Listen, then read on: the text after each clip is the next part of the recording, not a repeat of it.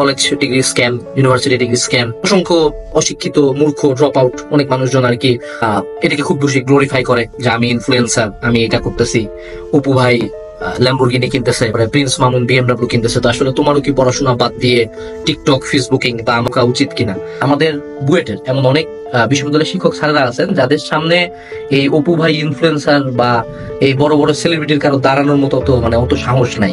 শিক্ষক স্যারেরা আছেন যারা রিসার্চার বা সায়েন্টিস্ট, যারা ওনারা যে পরিমাণে আবিষ্কার বা যে পরিমাণে মানুষের লাইফে ইম্প্যাক্ট রাখেন, ওই অনুপাতে তারা টাকা কামান না। কিন্তু তাদের এটা না, আমি গ্যারান্টি দিয়ে বলতে পারি স্যারদের এক ফোঁটা কোনো কমপ্লেন নেই। এই জিনিসগুলো হয়তো আমাদের বেসিক হিউম্যান ব্রেন, আমরা যারা নন সায়েন্স পিপল, আমরা হয়তো ফেদম করতে পারি না, বাট এই সিম্পল জিনিসগুলোর কারণে কিন্তু মানব সভ্যতা আগায়। তুমি আজকে যে ফোনে নেট চালায়, আজকে যে আমার এই ভিডিওটা দেখতেছো, এই যে আমি একটা ফোন দিয়ে ভিডিও করতেছি, এই যে আমার চারপাশে লাইট জ্বলতেছে, এই যে আমি একটা টেবিলের মধ্যে বসে আছি, এই যে পেট্রোলিয়াম থেকে উৎপন্ন সুতা দিয়ে আমার রুমের মধ্যে একটা পর্দা ঝুলানো আছে, আমি যে গেঞ্জিটা পরে আছি এটাও পলিয়েস্টার, এটাও পেট্রোলিয়াম থেকে বানানো, সেগুলো প্রত্যেকটা হলো সাইন্টিফিক্যালি সিনথেসাইজ জিনিসপাতি। কোন একজন বিজ্ঞানী তার পুরো লাইফের এভরিথিং ডেডিকেট করে এটা আজকে আবিষ্কার করছে দেখে আজকে আমি এই সুবিধাটা তোমার সাথে কথা বলতে পারতেছি। সিম্পল একটা জিনিস চিন্তা করো, একজন ডাক্তার কতগুলা মানুষ তার জীবন দশায় বাঁচায়। একজন ডাক্তারের চেয়ে বেশি চিন্তা করো যে সার্জিক্যাল ইনস্ট্রুমেন্ট গুলো বানাইছে, যে ইসিজি মেশিন বানাইছে, যে টেস্ট গুলো বানাইছে, যে একটা ওষুধ বানাইছে, জাস্ট একটা সিঙ্গেল ওষুধ কত শত কোটি মানুষজন এই আমাদের যুগের আগে থেকে কিয়ামতের আগে পর্যন্ত কত হাজার কোটি লক্ষ মানুষের জীবন বাঁচাবে।